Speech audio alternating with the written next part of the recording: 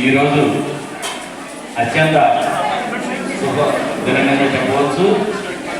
ఈరోజు ఆరవయసు ఆరాధ్య దేవత అయినటువంటి శ్రీ వాసవి కన్యకా పరమేశ్వరి అమ్మవారు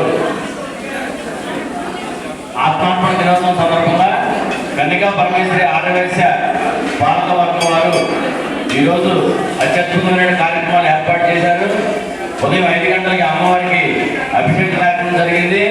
మరి ఆర్యవేశ సంఘ భవనం వద్ద నుంచి కూడా వాసవి మహిళా మండలి వారు మరి 108 జ్యోతులతో ఊరేగింపులో రావడం జరిగింది.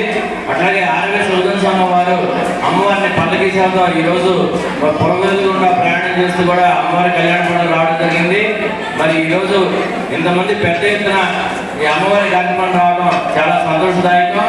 దీంట్లో విశేషం ఏంటంటే ఈ సంవత్సరం కూటమి ప్రభుత్వం వారు ఈ అమ్మవారి ఆత్మార్పణ దినోత్సవాన్ని ప్రభుత్వపరంగా చెప్పడం జరిగింది.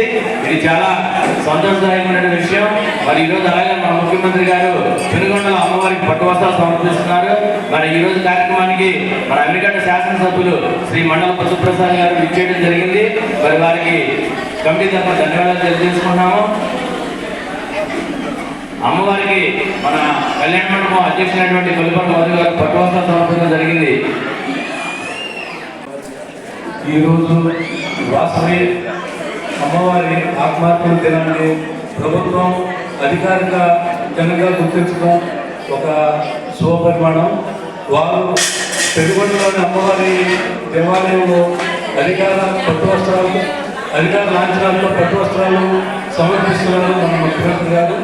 అలాగే ఇలా మన చలపల్లి అమ్మవారి గుడికి మన నియోజకవర్గ ఎమ్మెల్యే మండల పశుప్రసాద్ గారు వచ్చేసి అదే విధంగా ఇక్కడ అమ్మవారికి అధికార లాంఛనాలకు పట్టు వస్త్రాలు సమర్పించారు.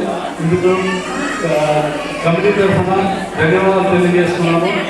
సహకరించిన ఆర్యవేశ సంఘం వారికి, మహిళా మండలి వారికి ధన్యవాదాలు తెలియజేస్తున్నాము.